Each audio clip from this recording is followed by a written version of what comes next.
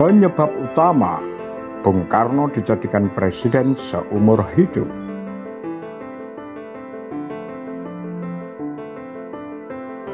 Melihat besarnya kekuatan Partai Komunis Indonesia yang tumbuh pesat menjadi partai komunis yang terbesar di dunia setelah Soviet dan Tiongkok, maka pihak Nekolim khawatir bila pemilu digelar, PKI akan menang mutlak dan otomatis presidennya juga dari orang PKI. Oleh karena itu, pihak Angkatan Darat melalui Jenderal Abdul Haris Nasution dengan mengajak Suwiryo, Ketua PNI waktu itu, mengusulkan agar Bung Karno dijadikan presiden seumur hidup agar tidak perlu dilakukan pemilu. Sehingga dengan demikian, tertutuplah kesempatan bagi orang PKI menjadi presiden. Dan ini adalah sebuah akal licik dari Angkatan Darat, yang mana hal ini juga diakui sendiri oleh Brigadir Jenderal Soehardiman. Mengenai pembubaran Partai Masyumi dan PSI, banyak kalangan pimpinan partai tersebut menuduh bahwa ini adalah karena politik PKI, sehingga menambah ketegangan dan rasa permusuhan secara horizontal, antara lain dengan timbulnya peristiwa Kanigoro di Kediri, di Jawa Tengah, dan di tempat-tempat lainnya. Sesuai dengan ajaran dan pendirian sejak mudanya yang tertuang dalam tulisannya Nasionalisme, Islamisme, dan Marxisme, Bung Karno ingin menyatukan semua kekuatan dan aliran politik di Indonesia dalam satu wadah sebagai dasar dari persatuan nasional untuk menghantam kaum imperialis dan kaum reaksioner dalam negeri dengan satu kekuatan nasional yang dengan kata yang cukup terkenal, yaitu Samenbandeling van alle revolutionaire krachten, persatuan semua kekuatan revolusioner di Indonesia. Pada tahun 1960, Bung Karno mulai menggunakan slogan baru untuk ajaran dan pendiriannya tentang persatuan antara nasionalisme, Islamisme, dan Marxisme dalam satu kata, yaitu Nasakom. Rakyat didorong untuk menyadari tentang adanya tiga kekuatan besar di dalam masyarakat yang harus bersatu untuk mencapai tujuan revolusi Indonesia. Sementara itu, pada tahun itu, Nikita Khrushchev, pemimpin komunis dan negara Uni Soviet, berkunjung ke Indonesia. Dan kurang dari setahun kemudian, Bung Karno berkunjung ke Amerika dan bertemu dengan Presiden John F. Kennedy. Tahun 1960-an, Bung Karno mengambil kebijakan anti-Nekolim, yang artinya ketergantungan ekonomi kepada negara-negara blok barat diputuskan. Indonesia pun mulai melirik ke blok-blok timur. Soekarno membentuk hubungan poros Jakarta, Peking, dan Moskow, negara-negara timur yang sosialis dan komunis. Akibatnya, ajaran sosialis, komunis, Marxis dibebaskan. Bukannya salah untuk mempelajari semua ideologis yang ada, namun cita-cita luhur Soekarno yang ingin mempersatukan Indonesia dengan semua ideologinya tidak mungkin ketika ideologi itu saling bertentangan. Kalangan agama menuduh kalangan komunis tidak bertuhan, lalu kalangan komunis menuduh kalangan nasionalis pro dengan liberalisme, dalam hal ini Amerika dan Inggris.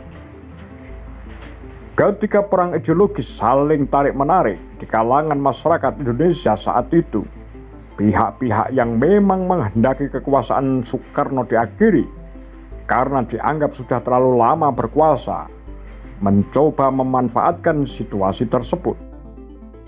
Politik anti-imperialis dan anti-kaum reaksioner dari Presiden Soekarno itu mendapat sokongan dan kekuatan untuk lebih lanjut mengembangkan diri. Akan tetapi, Satu kekurangan penting pada masa itu adalah bahwa program ekonomi pemerintah Soekarno mengalami kegagalan yang cukup berat.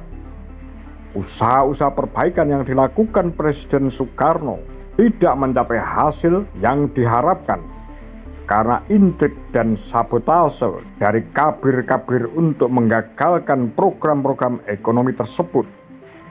Tindakan pemerintah Soekarno yang bersifat anti-imperialis dengan menasionalisasi perusahaan-perusahaan dan perkebunan-perkebunan asing juga tidak membawa perbaikan ekonomi, bahkan melahirkan kabir-kabir baru di kalangan angkatan bersenjata yang mengangkangi perusahaan-perusahaan yang diambil alih itu dengan menggunakan kesempatan baik bagi mereka dengan adanya SOB, Staat van Oorlog en Beleg, keadaan darurat perang, dengan menempati kedudukan sebagai presiden direktur, perwira-perwira tinggi angkatan darat tidak saja menjadi orang kaya baru, tetapi juga telah menjadi satu lapisan tersendiri yang mengangkangi sektor-sektor penting ekonomi Indonesia. Kapitalisme birokrat pada mulanya berhubungan erat dengan pertumbuhan perusahaan negara.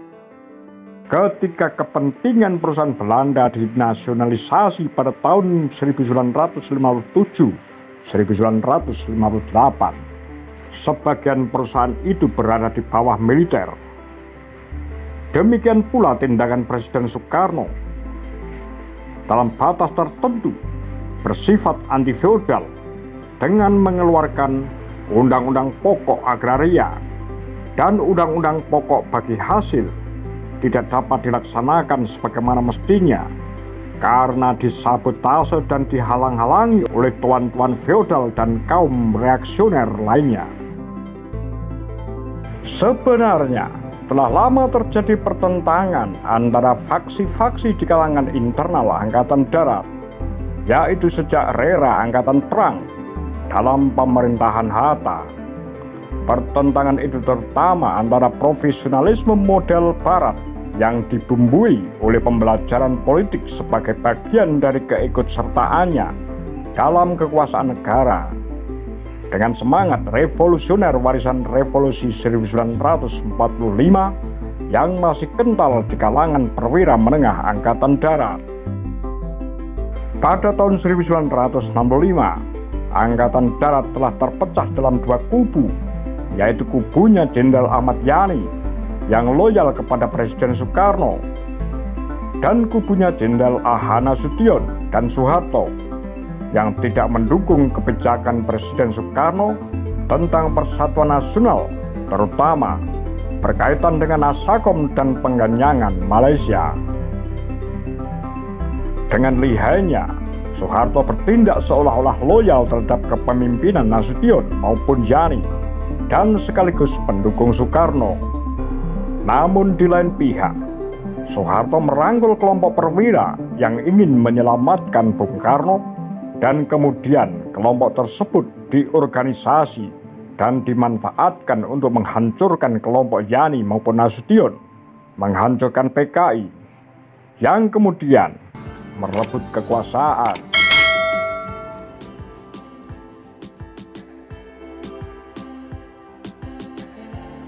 Apa pendapat Anda? Demikian kura-kura Tagar Lambe Sundel.